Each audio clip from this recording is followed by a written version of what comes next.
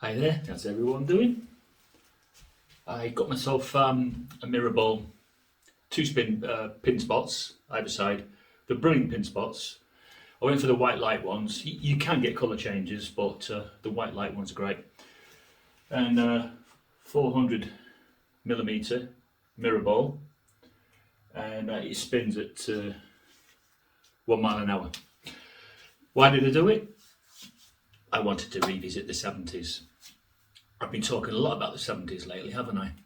I gave you my UFO experience of 1978. I've also talked about the 1975, where they declared that quite possibly we'd be in that new system. So I've been quite honest about quite a lot of things. Well, I think that's the best way to be. You need to be honest. You can't always get things right, yeah, but you can get near. But the nearer you get to it, I suppose in a way that reinforces your belief system. The nearer you get to something, or the nearer you get to proving something that might possibly come true. Where are we right now? Okay, we're still right in the middle of this pestilence, this pandemic. I like to use the old-fashioned word pestilence. You can sort of identify more with it biblically if you use the word pestilence instead of just using a more modern word like pandemic, epidemic, or whatever. So I'll stick with the old-fashioned word. And the reason why I'll do that is because I then can sort of label it with perhaps one of the horsemen of the apocalypse. So my opinion about this, not so long ago, it was looking like the Middle East was in a lot of trouble, and there were deaths, and quite sorry to hear as well about the children and the innocent people that die in these Middle East conflicts. Obviously, I'm talking about the biblical Holy Lands. Yeah, it's strange, isn't it, to think of a Holy Land as something other than peaceful. But there you go. I mean, did the Israelites just get welcomed by the Canaanites? As you know, the Canaanites, modern day, they are the Palestinians. But in biblical times, that stretch, the Promised Land, as you know, and from your studies and my studies, we know that to be the Holy Land which was promised to the Israelites when they left captivity. But even though Jehovah had said to them, I know I use the word Jehovah, and a lot of you people say, well, that's not even God's name. But anyway, that would be getting into a new argument. But even though God said to them, make your way to this particular area, because I am giving you this particular land, well, that really meant that they didn't have a homeland before that period of time. They were certainly, in the true definition of wanderers, that is exactly what the Israelites were. They didn't have any proper foundation until they were given or told to go in, and with God's help, you will overcome the Canaanites. Now, I don't know if you recall this, but at first, they had a peek, didn't they, into the land of Canaan, or Palestine. And they saw the size of the Canaanites, and they thought these were the offspring of the Nephilim. These were huge men and quite violent. But God had said to them, it's okay, that's fine, yes, but go in, because I'll be with you. And they didn't go in, did they, right away? They wouldn't go in. They were scared. And they chose to not trust in God. And that is why God had decided that their generation would die off. So for 40 years they wandered in the wilderness, and let's just say that the relationship was at an all-time low. So that generation goes and passes away, and then they make their advance, and then they go in and they do what they've got to do. And then they've got a homeland. But it was never going to be easy with them, was it? For the Israelites. It was never going to be plain sailing with those kinds of people. And then years and years goes by and they're forever warring. They can't hold on to a homeland. And even to this day, they are warring with non-Jews or Muslims. And that's what the whole problem's about, isn't it? So they're having a ceasefire for now. On reflection, this would have been them shamed into it. I should imagine that the world leaders have spoken to both of those leaders from both sides and shamed them. But will it last? You never ever feel confident, do you, when it comes to Israel and Palestine or Lebanon or Iran or any of those. You never ever feel confident that when they declare peace, they actually mean it. You feel as if it's just some token thing that they just say, just so they can bat it back and buy a bit more time. Right, get back to the Four Horsemen of the Apocalypse. I am expecting the Four Horsemen of the Apocalypse to continue to have rage havoc, continue to do what they've got to do. Because I feel as if they'll come to the end of that ride. And if you look at the one that's seated on the white horse, he has or gets to conquer the other three. He gets to stop war, and he gets to stop famine, and he gets to stop sickness and death, disease and everything. He gets to stop all that. If you look at the picture of the Four Horsemen, you notice how close they ride together? They're almost like bunched up.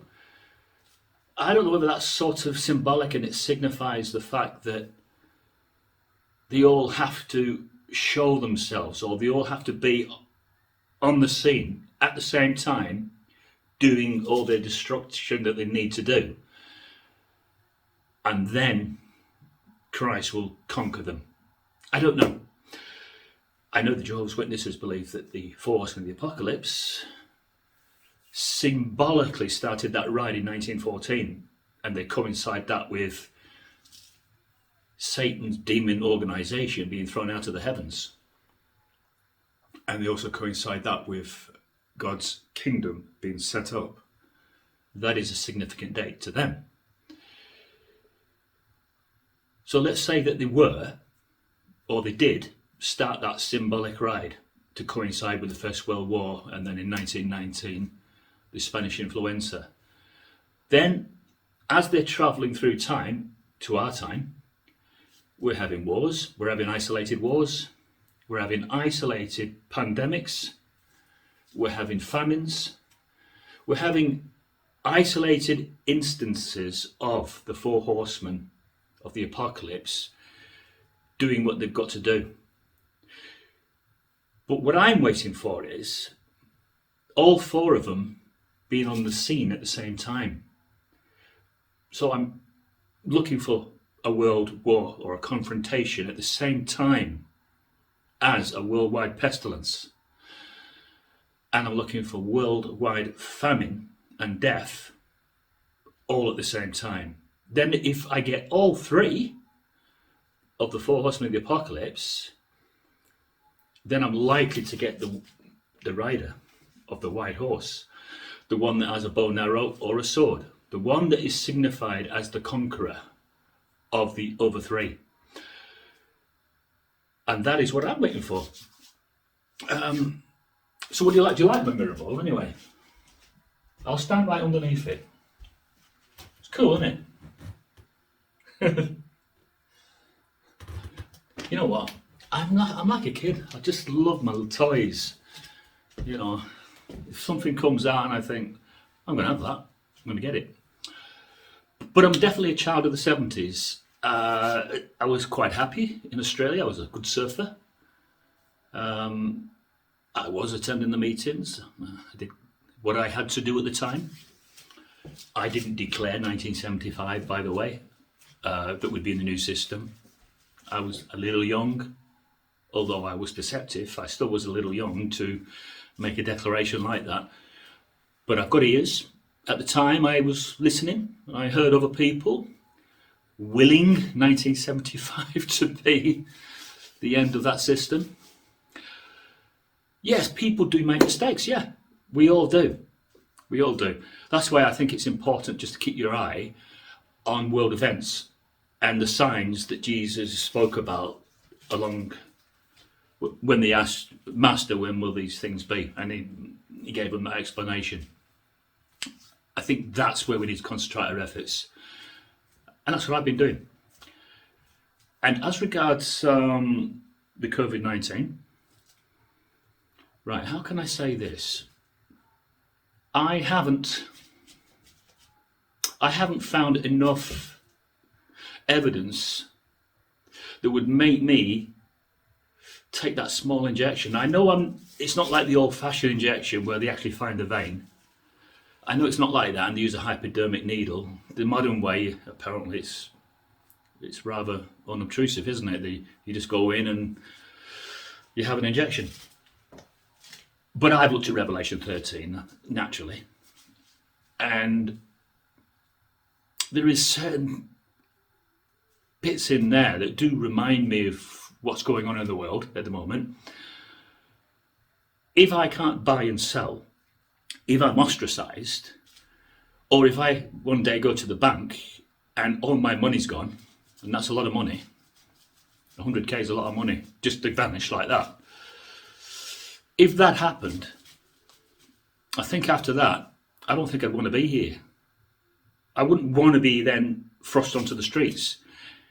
I don't have a mortgage and I don't pay rent, but you still have to pay for electric and gas, and you still have to pay for all your sort of utilities.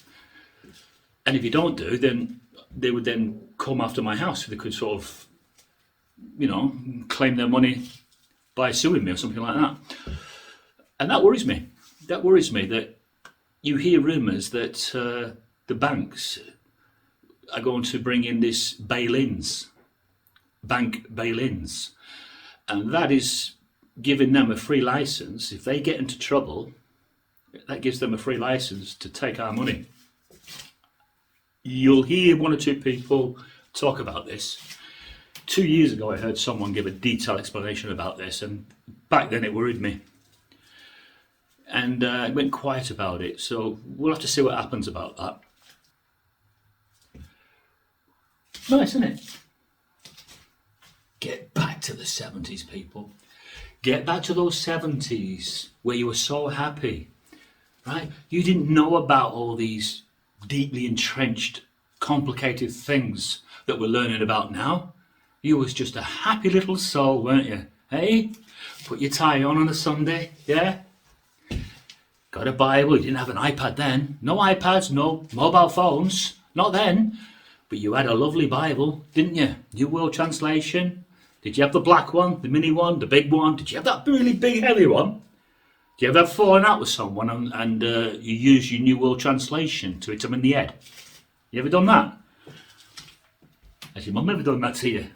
You've wound your parents up so much as a youth, and she's reading the Bible, but you say the wrong thing at the wrong time, and all of a sudden you've got the New World Translation, the big black volume, the back of your head. It hurts. It really hurts. You laugh about it now though, but at the time it was serious, because it meant that someone didn't have any self-control. Where's that self-control? I mean, how ironic to think that you could be reading the Bible and then use it as a dangerous weapon afterwards because you've lost your temper. Tell me you've done it. You must have done it, some of you. Anyway, here's my story. I've got plenty of them, but that one will do you for now. So I'll see you all again. Goodbye.